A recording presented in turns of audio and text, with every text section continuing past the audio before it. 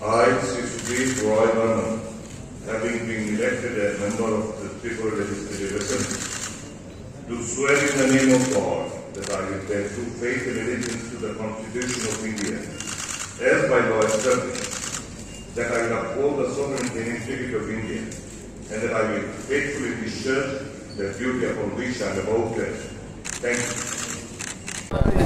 চারজন বিধায়ক এবং বিধায়িকারা আজকে শপথ নিয়েছে।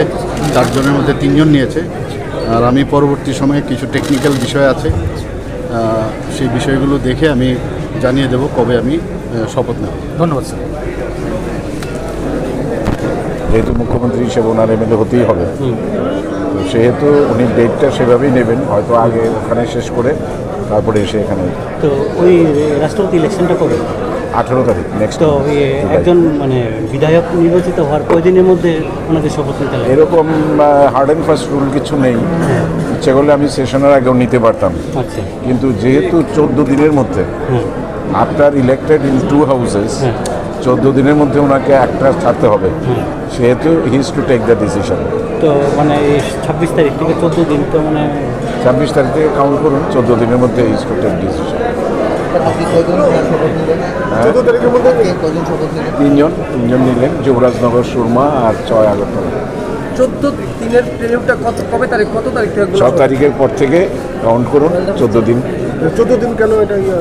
এটা নিয়ম, কনস্টিটিউশনাল সিস্টেমে এটা আছে যে 14 দিনের মধ্যে আপনার দুটোর মধ্যে একটা ছাড়তে হবে। 6 তারিখ কারণ সেহেতু ভ্যালু যেহেতু দু রকমের রাষ্ট্রপতি ইলেকশনে, এখানে তো আর অন্য কোনো ওনার অল্টারনেটিভ থাকবে না, কারণ ওনাকে এটা রাখতেই হবে। যেহেতু চিফ মিনিস্টার হতে গেলে তার লেজিসলেটিভ অ্যাসেম্বলিতে থাকতেই হবে। সো এটা সময়ের অপেক্ষা, উনি টাইম নিয়ে আমাদের জানালে আমরা অ্যারেঞ্জমেন্ট করে নেব। 10 তারিখ মধ্যে দুর্নীতি, হ্যাঁ 2-4-5 দিন 10 দিন হয়ে যাবে।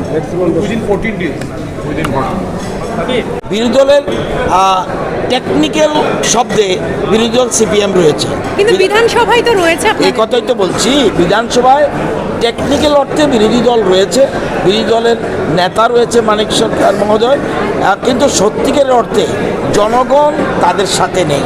এবং এটা আমি পরিষ্কার বলতে পারি, জনগণ তাদের সাথে নেই। তাদের এই দেউলিয়াপনা এবং বিশেষ করে হটকারী রাজনীতি, মিথ্যাচার রাজ্যের মানুষ গ্রহণ করবে না, এটা পরিষ্কার, এটা প্রমাণিত হয়ে গেছে এই উপনির্বাচনে। সামনের দিনে দেখবেন সিপিএম আদৌ কোনো আসন পাবে কিনা, আদৌ শব্দটা বলছি, 2-1টা পেয়ে গেলে আলাদা কথা, আদৌ কোনো আসন পাবে কিনা আমি সন্দিহান। এটা বোঝা যাবে 2023-এর মার্চ মাসে, দেখবেন কি অবস্থা দাঁড়ায়। এবং আমার ধারণা তাদের কোনো অস্তিত্ব থাকবে না, এবং ছিটে ফোটা 2-1টা দলের প্রতিনিধি থাকতে পারে, যেমন সুদীপবাবু এসছেন, উনি একাই থাকবেন, এবং আগামী দিনে থাকতে পারবে কি না আমার সন্দেহ রয়েছে। কারণ ওনাদের যে হটকারী রাজনীতি, সুদীপবাবুরও যে হটকারী রাজনীতি রাজ্যের মানুষ গ্রহণ করবে না। 6 নম্বর আগরতলা ভোট পেয়েছে, ভোট কিভাবে হয়েছে, কি হয়েছে সব আপনারা জানেন। সুতরাং এই দেউলিয়াপনা রাজ্যের মানুষ গ্রহণ করবে না। বামফ্রন্ট এখানে আছে কিনা আমি জানি না। বামফ্রন্ট বলে কিছু, আমি আরেকদিনও আপনাদের বলেছিলাম, এ রাজ্যে বিজেপির সাথে সিপিএমের কন্টেস্ট হওয়ার মতো জায়গা নেই, কারণ সিপিএম আজকে অনেক নিচে চলে গেছে, এবং সিপিএমের বহু মানুষ যারা শুভবুদ্ধি সম্পন্ন মানুষ, তারা বিজেপির পতাকা তলে সামিল হয়েছেন এবং রাজ্যের উন্নয়নে তারা সহযোগিতা করছেন। সুতরাং সিপিএম কি বলবে সেটার উপরে কমেন্ট করতে হবে আমার মনে হয় না, কারণ তারা দেউলিয়া হয়ে গেছে। কারণ তাদের কথা আজকে তারা যে নেতৃত্ব রয়েছে, সে মানিকবাবু বলুন বা জিতেনবাবু বলুন, তাদের কথা কিন্তু নিচু স্তরের কর্মী সমর্থকরা শুনছে না। কারণ শুনছে না এই কারণে, কারণ তাদের অতীত ইতিহাস সবার জানা, সেজন্য তারা দেউলিয়া হয়ে গেছে, এবং দেউলিয়াপনা এই নির্বাচনে প্রমাণ করে দিয়েছে। সুতরাং ওদের অস্তিত্ব বলতে কিছু আছে কি না আমার জানা নেই। আপনারা দেখলেন 6 নম্বর আগরতলা বিধানসভা কেন্দ্রে এবং টাউন বর্দোয়ালি কেন্দ্রে বামফ্রন্টের কত ভোট ছিল, আজ কোথায় গিয়ে দাঁড়িয়েছে। সুতরাং তাদের কোনো অস্তিত্ব নেই, তাদের কি বলবে।